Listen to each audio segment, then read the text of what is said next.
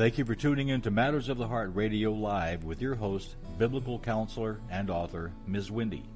You can chat with us by clicking on the chat icon in your player to send us a message. Now, here's your host, Ms. Wendy. Hello and welcome to Matters of the Heart Radio Show with me, your host, Wendy Torres. It's such a delight to have the opportunity to spend time with you. And today we are talking about something that I feel honestly is not talked about very much, but is so very relevant. Today we are talking about when women go through a midlife crisis. I think we can all probably agree that we hear of men having a midlife crisis, but how often do we really talk about or hear about women having a midlife crisis? Not very often. Stereotypical conversation may sound something like a man is having a midlife crisis around the age of 50. He's bought a new sports car, a convertible. He has left his wife, maybe has someone new in his life that's young and beautiful, and we see that portrayed in movies a lot. We sometimes know about it in life, but something that is not addressed is that women too can go through a midlife crisis, and it is not at the age of 50. So as a counselor, I see people for a number of different reasons, and it's pretty clear to me at times when a lady comes in and she is at that point. There are some telltale signs that she is there, and we have some work to do in recreating life in a way that's very meaningful to her. So, if you know anyone that you think can relate to this, it's time to call them up and have them tune into the show, because today we're going to talk about how we can make it through this difficult time in life and really enjoy who we are and where we're at. So, joining me here today is the producer of the show, Christine. Christine, thanks for joining me. Always a pleasure. So, Christine, we're talking about a midlife crisis today, and that's something that women go through, but it's not talked about very often. Rarely is it shared. So I want to ask you, before I said something when we started recording today, I know we talked about it before the show for a moment, how often had you heard about a woman having a midlife crisis? I haven't. I don't think that the focus lies with women and their midlife crisis. And I think that socially, women's issues can be somewhat minimized, mm-hmm. and what a woman deals with or goes through. And so it's not, I don't think it's often expressed or talked about very much. It really isn't. And when a woman is going through a midlife crisis, oftentimes she feels very lost and very confused, and the most predominant feeling is one of being unhappy. She is unhappy, she feels frustrated, and very, very, very bored. She begins to wonder if there's life out there, if there's a different way of life. Sometimes she begins to think about the dream that she once had for her own life, or begins to imagine what life would look like if she could recreate it. Maybe she is living the life that someone expects her to live. Maybe she's living the life that her parents laid out for her. Maybe she's living the life that her husband expects of her. Maybe she's living a life that her church community expects of her. But yet deep within inside of herself, within her own soul, she feels very unsatisfied, very unhappy, and is wanting some serious change in her life. Yet she doesn't know how. Most of the time, she's had young children. She's given birth. She's had young children.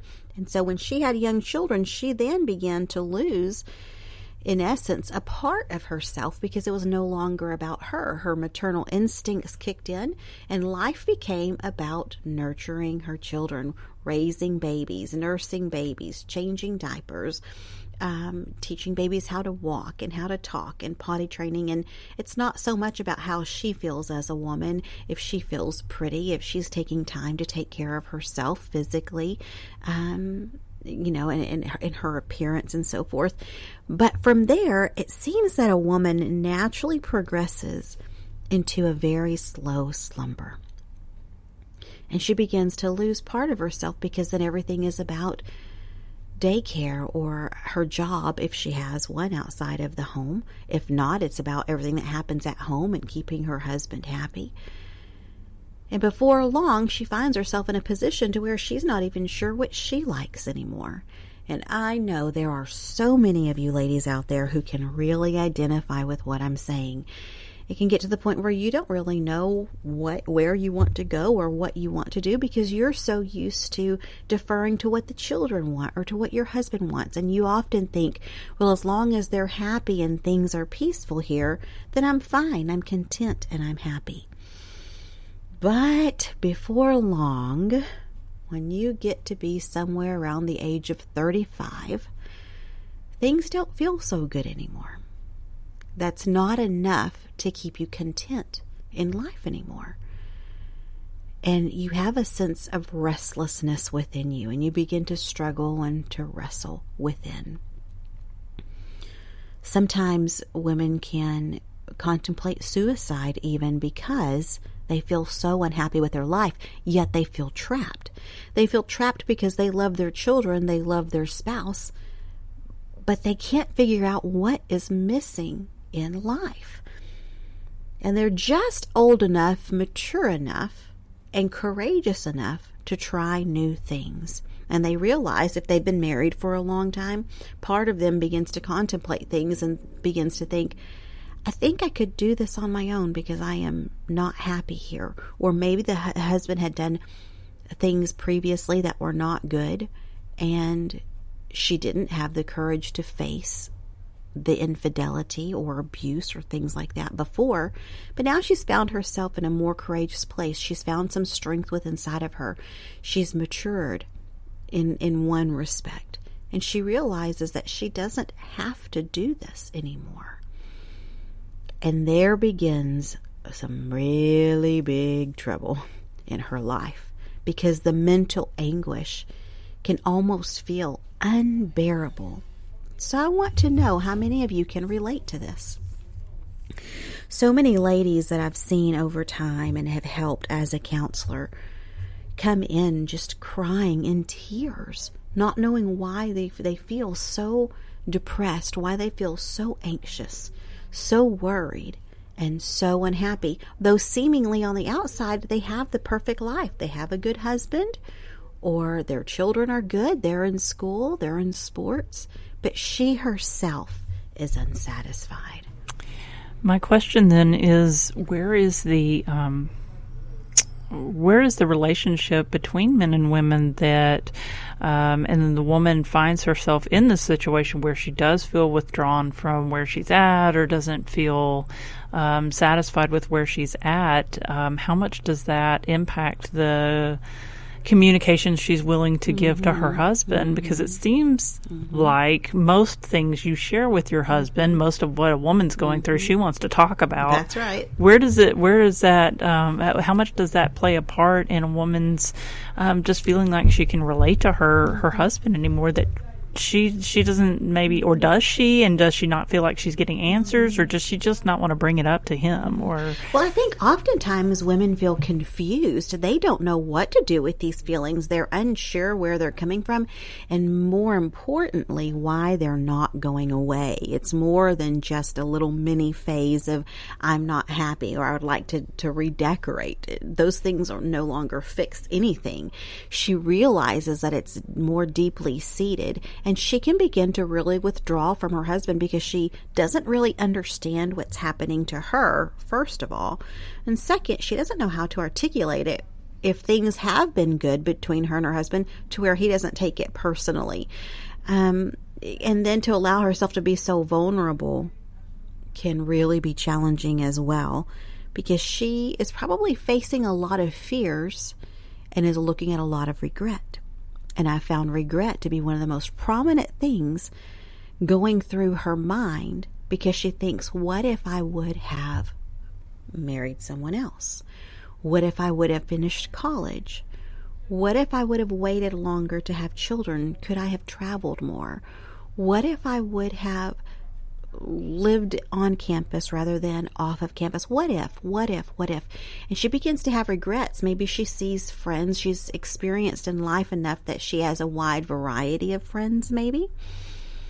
And she sees that there really are viable plans that are lived out by others that resemble dreams that she once had. And when she is living a life that was kind of expected of her, maybe from others, and not really what she wanted for herself, that little bit inside of her that may seem like a flicker of hope begins to burn a little stronger. The sense of curiosity as to what if. Unfortunately, many women make terrible mistakes and they begin to change things that absolutely do not need to be changed. And that's why it's important to talk about the show.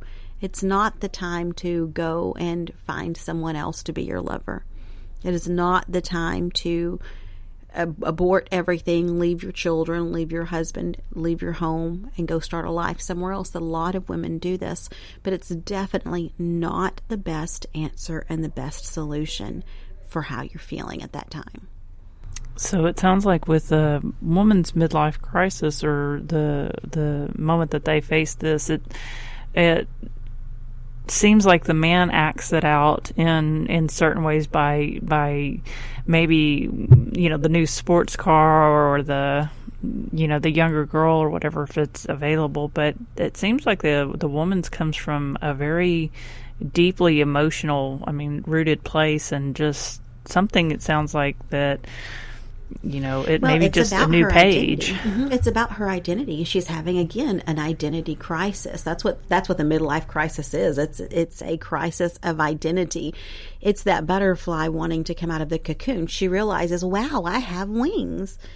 I would love to know what it feels like to fly. And I'm old enough. Hey, I'm a grown up now. I could actually try to fly if I want to. So she then begins to try to do that, and it's important. A change of life is good, but we want to make sure we do that in healthy ways. So let's take a break, and we're going to come back and talk about what those healthy ways are.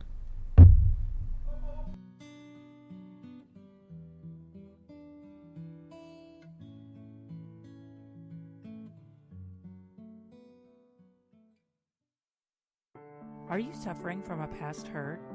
Lingering pains can inhibit your potential to be all that God has in store for you in your life. As a biblical counselor, Miss Wendy has written Healing Waters, a 21-day workbook which offers well-thought-out steps to emotional recovery. Making use of hands-on activities, prayers, and meditation on Scripture, Miss Wendy helps build faith and develop patterns that establish lifelong vitality. Why not take that step to the healthy, whole, God-filled individual you're meant to be? Go to mattersoftheheartradio.org to order your copy today. That's mattersoftheheartradio.org. You're listening to Matters of the Heart Radio with your host, Miss Wendy. We'd love to hear from you today. You can chat with us by clicking on the chat icon in the player located on mattersoftheheartradio.org. Or you can also reach out to us on our Facebook page at Matters of the Heart Radio. Now, here's your host, Miss Wendy. To me, your host, Wendy Torres, on Matters of the Heart Radio show. I do hope that you take some time to visit me on the web at mattersoftheheartradio.org. I want you to know that the show is listener supported, and your support helps to make all of the difference in the world because it keeps this show on your local station. So if you're enjoying the show, I'm asking you, would you consider making a one-time gift or becoming a monthly partner with the show to help cover topics just like this and to minister to both you and your community? Don't you know that we need to talk about these things from a Christian perspective? How many times do you find women talking about a midlife crisis, and really the encouragement that they get is to, yes, go ahead, leave their husband, or to have an affair to spice up their life? That's absolutely not what I'm going to say, but do you know that that is the more popular answer among secular conversations, even people, even therapists? It's not the best, but it is out there. And so we want to make sure that we are preserving good Christian talk radio and having a Christian perspective, Christian influence, where life issues and matters of the heart are concerned. And that's what the show is about. So we're talking today about women having a midlife crisis and what that looks like. It's really an identity crisis. And it's a time when she actually needs to take steps to recreate things in her life so that it looks like what her dreams are. Sometimes a woman begins to awaken to what those gifts are that God has put inside of her, yet she's not sure how to use them, how to utilize them. But she knows that when she does a particular thing, when she's helping or when she's leading or when she's teaching, that she comes alive. Yet how does she have the time to do it when she has so many other responsibilities and things that she doesn't enjoy? The reality is that Jesus said he came that we might have life and have it in abundance. He wants us to enjoy an abundant, a satisfying life. Not one that we dread and that we hate and that is grueling to make it through every single day. If you're a woman and you've been feeling the things that we're talking about today, a sense of boredom, you're desperate for change, you feel trapped, you want something new in your life, or you want to pursue the dreams that you've always had, or you want to live a life independent of others' expectations. Maybe you didn't want to be a stay-at-home mom. Maybe you wanted to pursue a career in interior design rather than finance, but your parents said they'd only pay for your education if you studied finance. Whatever the cause may be, maybe you're married to a minister and he has a particular expectation of you that you feel you do not fit into, and it is hard for you to find satisfaction in everyday life. That's what we're talking about today. God wants us to enjoy our life, but it's imperative that when we reach this point in our life, which tends to come in somewhere around the age of 35 up to about the age of 44. It's usually about 10 years before menopause begins to hit and set in. As women, we can begin to feel very uncomfortable and like we need something new.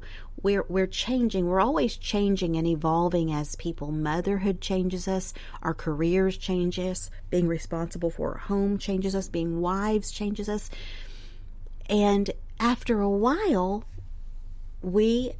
if we look in the mirror, we can see that we're still the same person, but who we are on the inside can significantly change. And what we desire, what makes us happy, can change as well. And I'm here today to say you can pursue those things that make you happy. I am not saying go find another lover. I'm not saying to abandon your home, but it is okay to begin to recreate things in your life in such a way that you find significant meaning and significant value in. Things that make you feel alive when you wake up, things that make you want to wake up. And they're not necessarily about your children or your husband. So you've begun to identify that you yourself are a person with wants and needs, and you are looking for a sense of significance outside of changing diapers and outside of cooking dinner. And this is okay. Boredom does lead to a playground for the enemy to work in, because it can cause you to fantasize and dream and think of things that you really have no business entertaining. God wants all of us, and we are to love the Lord our God with all of our heart, all of our mind, and all of our strength. And we want the meditation of our heart and the words and the meditation of our mind, the words of our mouth, to be very pleasing to Him, just like David said. But yet we can begin to have a sense of guilt or shame when we no longer find that satisfaction in sweeping the floors and washing the dishes. Or our children have gone off to school and they no longer need us the same way. That sense of being needed and wanted changes. And you realize that you're not needed the same way that you were before. And you can begin to search for significance and wonder, well, what am I good for now? Or what do I do? The wonderful thing is that you have a clean slate. The question is, what would you like to do? That oftentimes is the harder question to answer. What would you like to do? Well, I want to encourage you to begin to make a list of 10 things. That may seem like an absolutely daunting task, but we need to have a goal set before us so we know what we're reaching for, what we're striving for. Set a goal and list out 10 things that you would like to try to do. The things on this list would be things that you've always entertained or thought, that would be fun to do one day, or I might like to try that. It can be anything. It can be a place to go out to eat. It could be a particular cuisine. I can think about whenever I tried sushi, that was part of my spreading my wings, because I did not like the idea of eating anything like that. It took me way out of my comfort zone.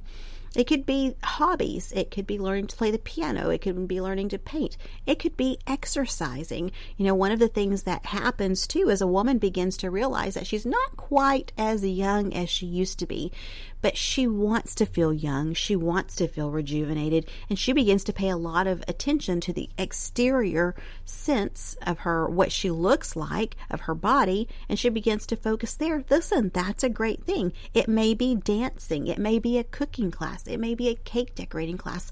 It can be anything, but I'd like for you to create a list of 10 things that you would say you've always wanted to try, or maybe even a few things that could go on there are places that you've wanted to travel to. And let's look at seeing how we can make those things happen. The other thing I would say is that it's important for a lady to cultivate meaningful relationships in her life with other women at this point, because women have such a great way. They have such a great sense of camaraderie as they get together and they problem solve and they talk. And as women, we like to talk, period. And we need that outlet. We need people to bounce our ideas off of. We don't necessarily need someone at this point in time telling us how to fix things per se, or to tell us to get over it, or it's no big deal. Unfortunately, husbands can do that. Not all. I know there are some husbands out there that are not like that, so no one send me an email saying I'm not like that. I know not everyone is, but there are some, and it's helpful to have other meaningful relationships, because then you're not pulling everything from your husband and expecting him to meet absolutely every single one of your needs, because the reality is that he cannot do it.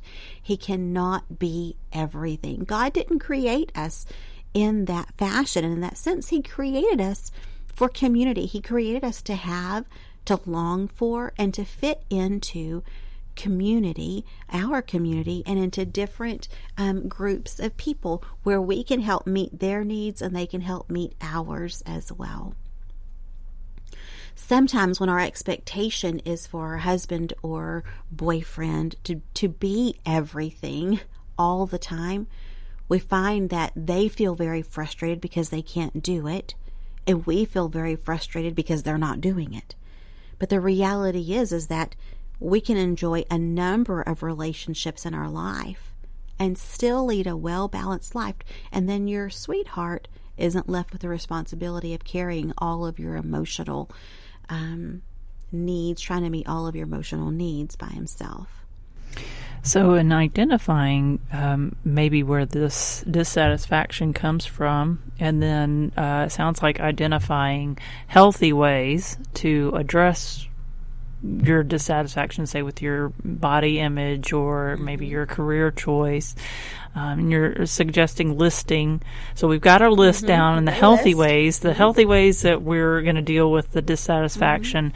Where does that start off? Because it seems like if you've got a list of 10 things, those may be some pretty daunting things. They may be. So but each one would take baby steps. So how do you start that? You've got your list. You're ready to go. Oh my gosh, I want to do all this. So now look at what? It. Which one is the easiest? Look at your list. Which one is the easiest? For me, if eating at a particular place would be the easiest or maybe more affordable, I would go with that. Even if you don't have someone to go with you. That right there is a big challenge, because as women, we like to be with others. It's okay. And there are so many good groups of people. What if you don't have friends at church or things going on at church where you could connect with people outside of there? There are a number of Christian organizations that you can join that are meetups, whether they're book clubs or painting classes, and they are comprised of Christian people. So you could say, okay, I've never tried sushi. I want to see what it's all about. I'm going to do it. And you may think, well, I don't know which one to pick. You can talk to the people there at the restaurant. You can do it. And if you like it, or you can take someone to go with you. They don't have to eat the same thing that you do, but you could just say, I want to try this. I know this is really crazy, but I really want to branch out of my comfort zone in what I eat, because I typically only like such and such for dinner all the time, and I want to broaden my horizons. And you know, Christine, you're the one who helped me with that. You were the first one to take me to eat sushi, and I was chicken, wasn't I? Yeah. But I would give it to you now that you've got a fondness for that. You know, it's when you were talking about that, the thing that I thought too was, you know, you were willing to try an experience too that did not pan out, and it's okay if it didn't pan out. Yeah. I'm thinking of raw oyster on the half shell. No, that was awful. That was awful. But I wouldn't have done it. I would not have done it. But you did it, and it was. I think it takes a lot of courage and bravery, especially if you go by yourself. Sure. And there's, you know, and you sit in the bar, not to drink, but to sit in the bar area where you can sit and do that. And it takes a lot of courage to sit there by yourself and do it. But I think it's a great way to it's a wonderful exhale from the day. Right. And you can try new things. Yeah. And you have something to be so proud of because you did it. And you're trying. See, those wings are what you're wanting to come out of that cocoon. You're wanting to try things. And now you just need to say, okay, I'm going to do it. Then there are some other things. You may be going to see a movie alone. I've done that. And when I thought about it, and sometimes that's the trap, as we think about it too much, I could talk myself out of it every time. What are people going to think? And how sad I'm going by myself. But maybe there was a movie I did want to see and no one was available. Or I wanted to go during the day when the kids were at school or something like that. And I remember the first time I did it, and I sat in the parking lot and I thought, I don't know. I thought, no, just do it. I had a great time. I didn't even end up feeling alone. Once the movie got started, I was watching the movie. I had my popcorn. I was having a good time. I wasn't bothered by anyone, and I loved it. But it really takes courage. You're wanting to. If there's a lady listening, and this is her, she's wanting to, but there's that hesitancy. Yet the want to is beginning to triumph. It's coming stronger than the hesitancy. Go for it. As long as it's not sinful, go for it. There's not a reason that you shouldn't. And you know, well, you and I have been best friends for a long time, and I know not everyone has that privilege of having someone that they can go gallivant around town with and do stuff like that. But I can also remember another time, this was a really big deal in my life, when I used to dream of going to Italy. And I thought, oh, I can't. I just loved it. I would just dream of it and dream of it and dream of it. And I would think, well, one day my husband and I will go. One day. And I ended up finding myself in a situation where I no longer had a husband. So I thought that dream was dead and gone.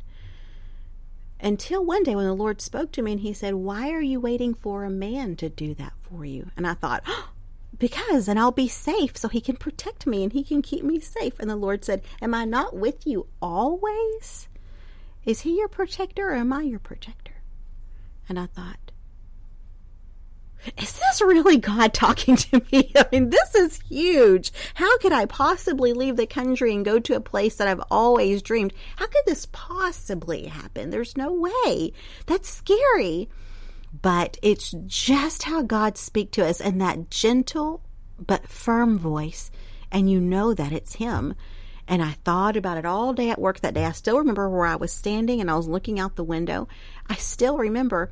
And then that night, you know, I called you and I thought, do you want?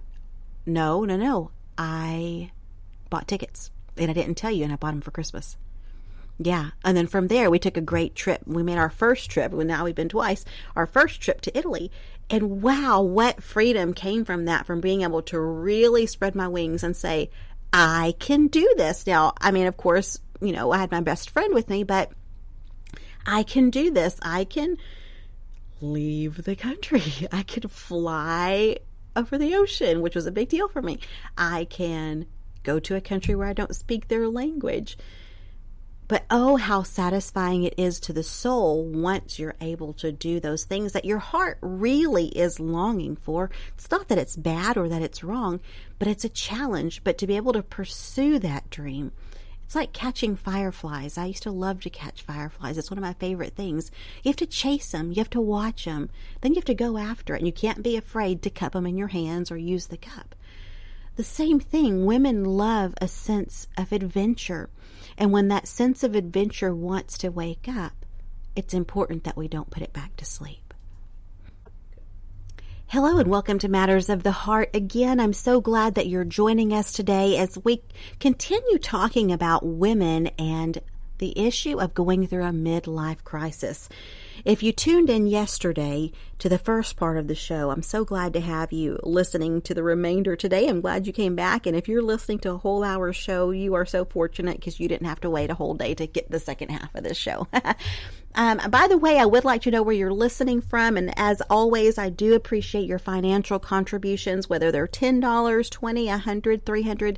Everything helps to keep the show on the air. So please, please, please continue to be faithful. And I thank you for your generous gift. And I'm so thankful for the generous listeners, the kind listeners that I have supporting the show. So we're talking about a midlife crisis, and oftentimes it's discussed openly about men having a midlife crisis and getting a sports car and a younger lady. But it's not talked about too often about when a woman goes through it and she is so hungry to recreate her life. Sometimes she takes on a big change in her career. She goes from working to staying at home or staying at home to working. Or she may go from, maybe she may go from not ever having gone to school to going to school, things like that. She'll undergo changes in her life. She's looking for a sense of significance. She wants a life that rewards her with that sense of significance. Sometimes she leaves, and that's a really unfortunate thing because it doesn't require that in order to be happy. You don't have to throw everything out the window. You don't have to abandon your children. You don't need to leave your husband in order to find that sense of significance and meaning and joy in your life. Don't do it. Let's not make any rash decisions at all because they could be ones that you really, really regret later in life. Some of them are thinking, I finally got just enough courage to do what I need to do. And I'm not going to disagree. Sometimes women are in abusive relationships or in a relationship with a man that is unfaithful and has been unfaithful many times. And she's just getting to the point where she has the courage to say, I can no longer take the abuse. I'm leaving. I'm going to go with the side of everything is okay. Oh, for goodness sakes. But if you want to talk more about it, you can write me and let me know, and that's exactly what I'll do.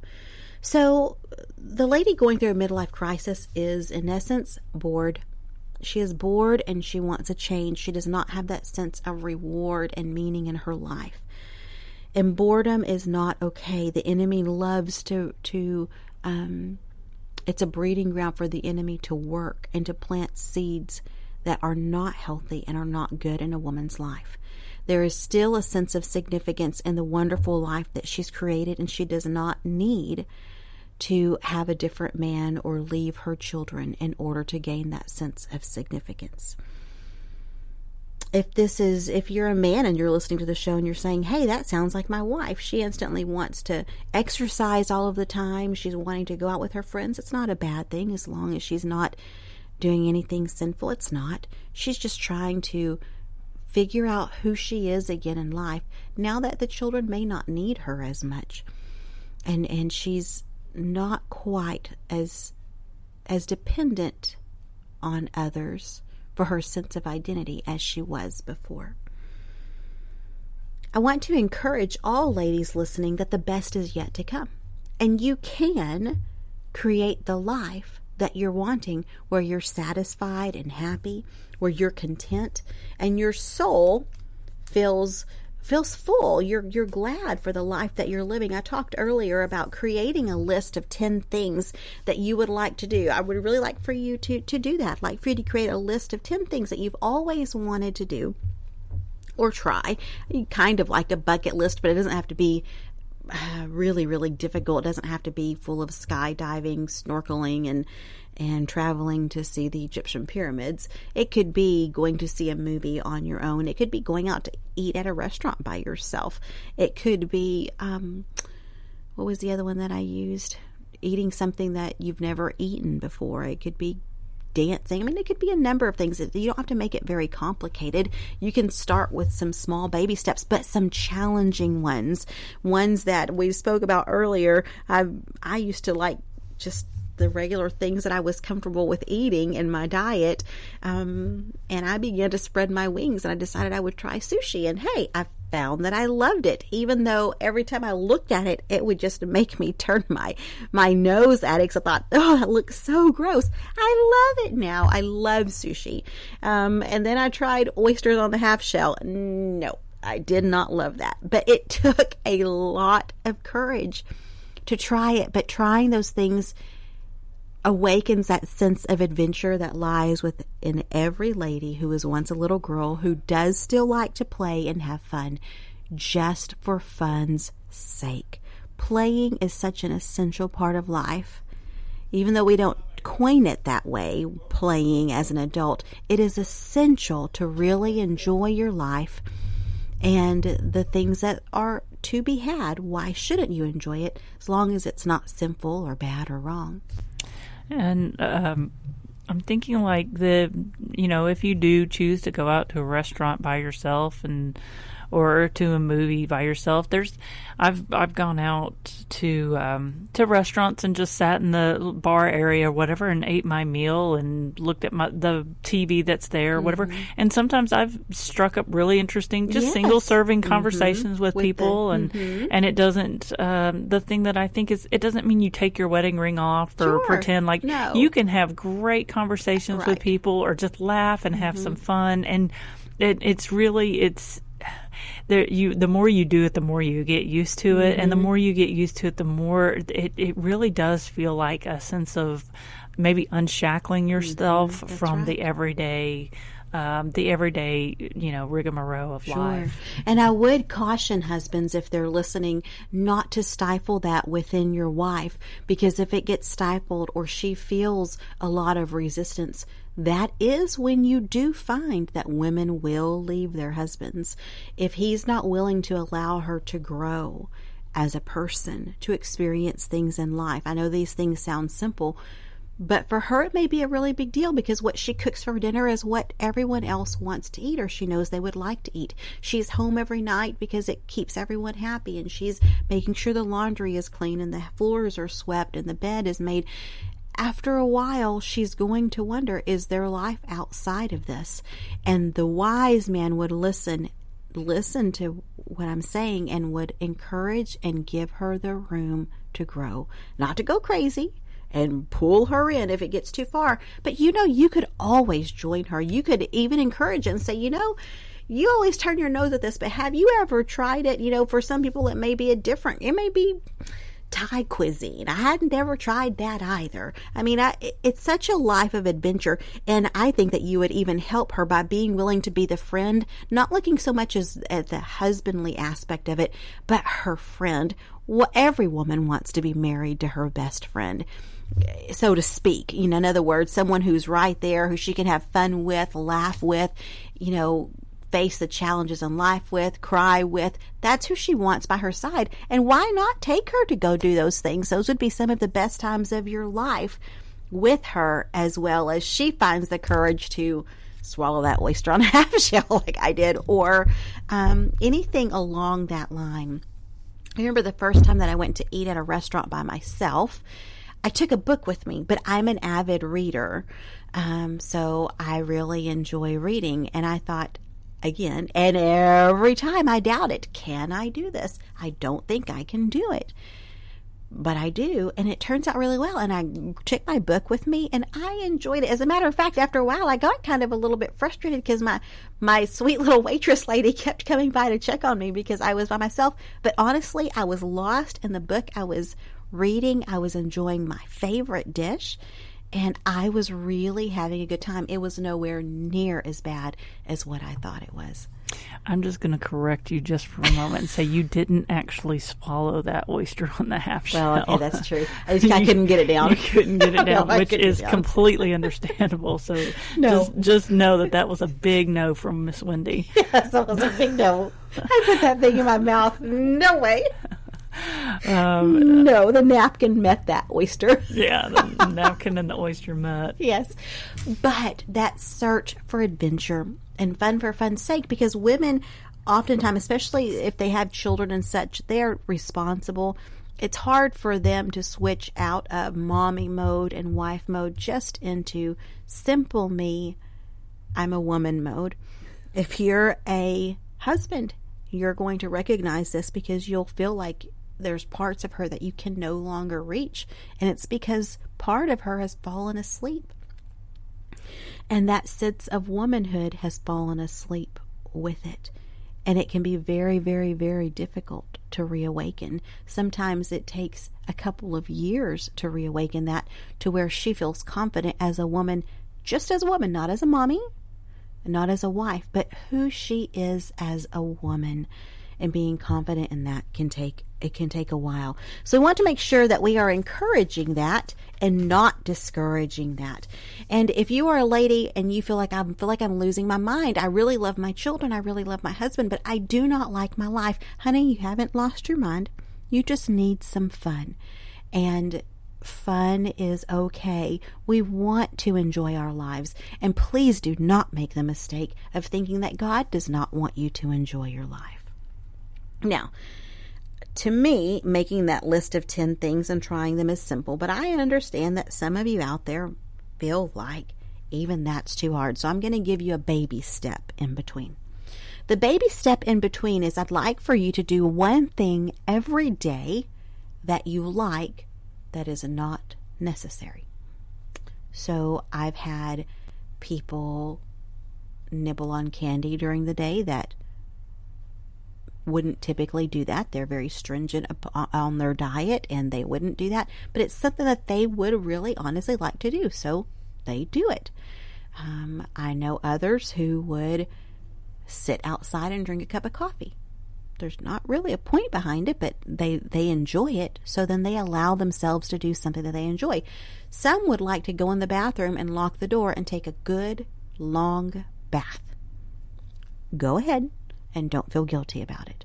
Others would like to maybe go for a walk. When I was doing these things, I'm thinking about my own life so I don't share too many stories from other people. One of the funnest things I ever did was I took a walk in the rain.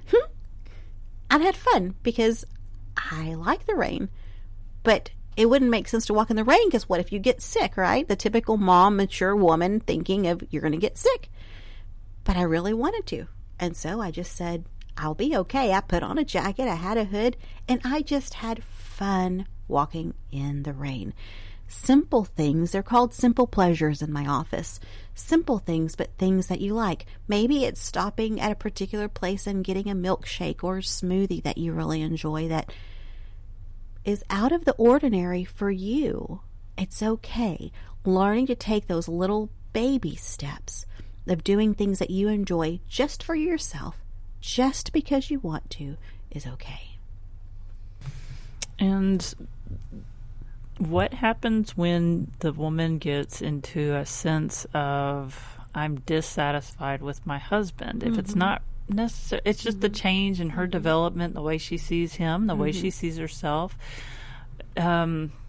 Would you suggest the same sort of things where it's, let's have a fun activity where we're more like friends and we do something fun together instead of being in the husband and wife role? That's a great question. Let's take a quick commercial break and then we'll answer that so I'm not short on it. Matters of the Heart radio show is a part of the only Christian radio station in Pakistan. Miss Wendy has the opportunity to share the gospel message there, and you have the opportunity to help. For a donation of any amount, you can help her to continue to bring this ministry to the people of Pakistan. For a donation of only $6, they will receive a Bible in their own native language of Urdu. Simply go to mattersoftheheartradio.org and click on the donate button today. That's mattersoftheheartradio.org. You're listening to Matters of the Heart Radio with your host, Miss Wendy. We'd love to hear from you today. You can chat with us by clicking on the chat icon in the player located on mattersoftheheartradio.org, or you can also reach out to us on our Facebook page at Matters of the Heart Radio. Now, here's your host, Miss Wendy. Okay, you're listening to Matters of the Heart with me, your host, Wendy Torres, and I'm talking today about women going through a midlife crisis. And right before our commercial break, Christine, the producer, had a great question, and it was, what should a woman do if she realizes that she's honestly not happy with her husband after she's tried doing the things on her list and she begins to incorporate more fun in her life, which is really where it's at. It's incorporating more fun. It's pursuing the dreams that you've allowed to fall asleep as well. If you've always dreamt of going to school and it couldn't happen before, but you perceive that it's possible, I could even start with one class, go for it. It's not going to hurt you. It's a good thing.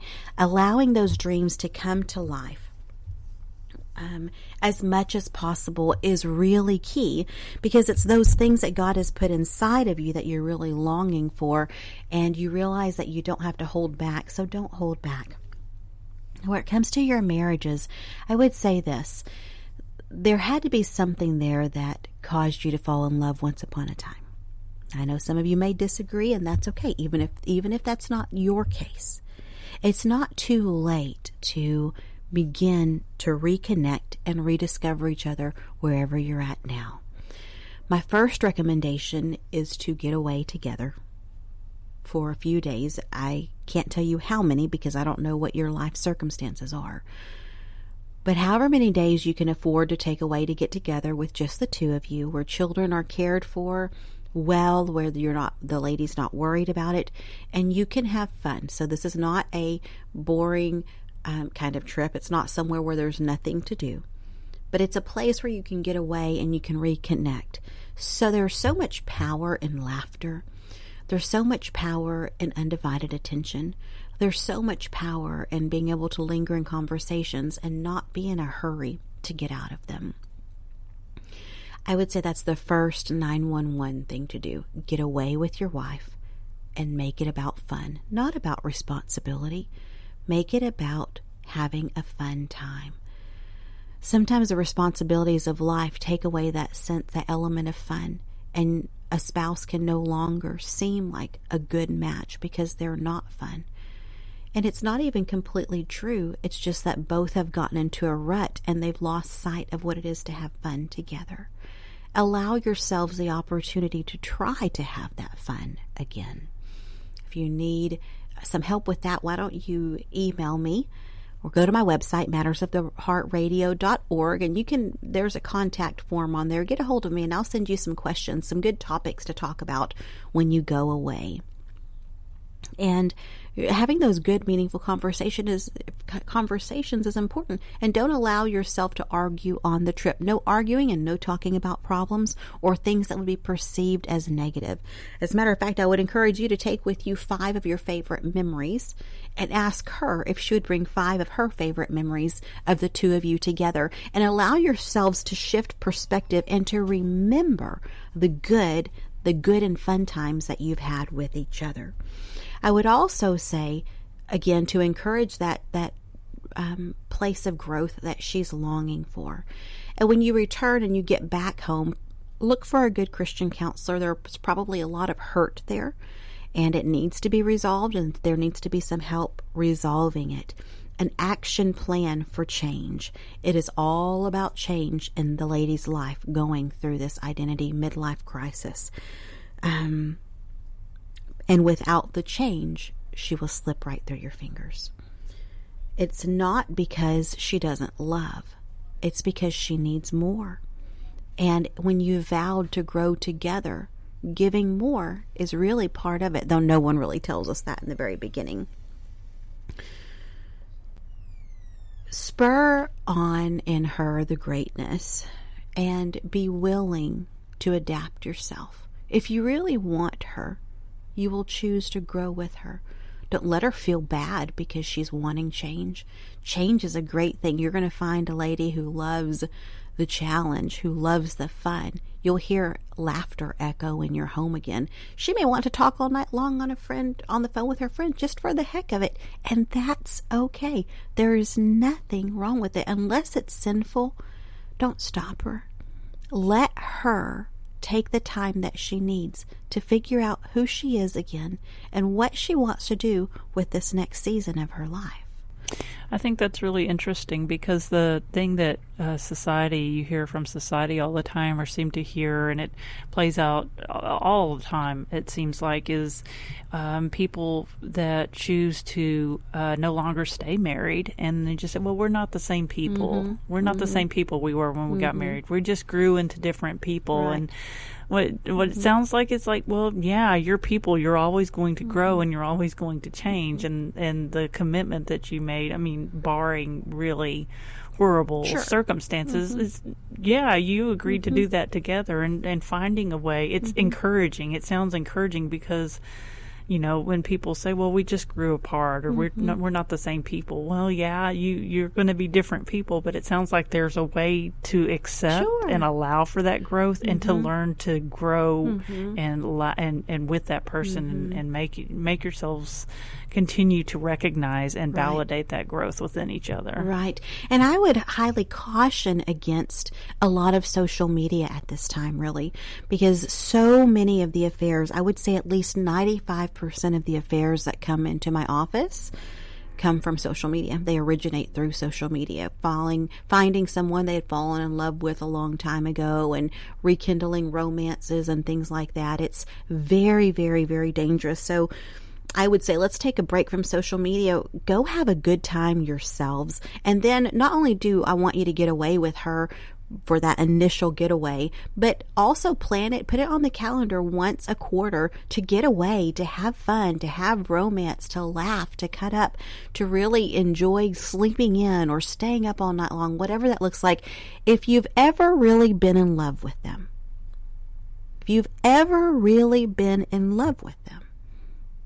you will be able to rekindle, because it never goes away. When you've really loved someone and been in love with them, it's always recoverable if change is an option. Now, if you're going to be stuck in your ways and you're saying, no, it's this way or no way, I'm afraid that the sand is then slipping through your fingers like it would an hourglass, and you're on borrowed time. But really, we should all embrace change. And for the gentleman who may be listening, before long, if you haven't reached the age of 50 or around about that age, you will have your own sense of crisis, only because the needs that will be pulled on you will not be as much. You'll no longer have any children at home. You'll have an empty nest. You're there with that wife, and you're beginning to wonder, I'm getting older. What am I doing? There are no children here. Your sense of being needed has completely changed as well. So work together through it. That's how you'll find the beauty and the longevity of your relationship. Nourish and nurture your love. Nourish and nurture her dreams. And my friend that's listening to me while I'm talking, and you're saying, I really do need this in my life. I've been in a rut. I'm not happy. It's okay. And when you think about those regrets that you have, don't let them draw you into a pit of self-pity where you just pronounce doom and gloom on your life, but rather take it and learn from it and do something different. If you look at it and say, I should have gone to school, and now I'm 35, I'm 40, I'm 42. Look, okay, learn from it. Get your transcripts, do what you need to do, go enroll in school. If it's that big of a deal for you, if it's one of those things that just pulls at you and pulls at you and pulls at you, do it. If you've wanted to learn how to sew, if you've wanted to learn how to bake, if you've wanted to lose 20 pounds, 30 pounds, 5 pounds, 100, come on, what are you waiting for? This is your time, and it's time to awaken. It's time to utilize those gifts and talents that God has given you. It's time to find out even more the good things that life can hold. Sounds like it would be much easier for some people to stay in that rut and let themselves be miserable than it would be to turn over that new page, because it's almost like starting over in a way. It is. You know, I started life once with marriage and kids, and now it seems like I'm starting over with something completely different. Yeah. But you don't have to. You can still start over and still have your husband, still have your kids, and still find yourself. It's the best way. I do not encourage forsaking all of it and then trying to find it on your own. I think you make life extremely hard for yourself, harder than what it needs to be. But today is a new day. And today you can choose to make the changes that your heart is longing for. Do it with them by your side. Get together with your friends. I can tell you a few trips to Italy later, some adventures and some really crazy food, movies alone, dining alone, doing different things on my own. Engaging in this radio career, engaging in hiring multiple people at the counseling office, different things that I've done. You can pursue your dreams. God is for you. He's not against you. And He loves you. And He loves the dreams that you have, especially when they're for good and not bad, of course. So you've been listening to Matters of the Heart Radio. I do appreciate your prayers, your continued financial support, and I hope that you tune in at your regular time for Matters of the Heart as we talk about the things that matter on your heart. And if you'll contact me through my website, mattersoftheheartradio.org, you can submit a form on there and you can tell me what matters are on your heart. Or if you're going through this and you're saying, I hear you, but I need someone to pray for me, listen, I'm all for it. Send me a message. I will definitely pray for you. If you want to call the office, and I may even answer the phone. You can call me at 214-742-0900. That's 214-742-0900. And tell me what matters are on your heart, because what matters to your heart matters to God's, and that certainly matters to mine. And that may be the very next topic here on Matters of the Heart Radio.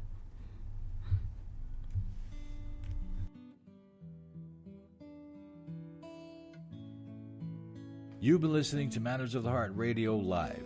If you enjoyed listening to the show today, we ask that you support it with your gifts.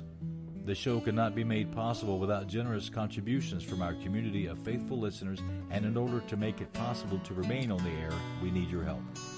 The show is made possible for you and with you, so please consider making a donation today.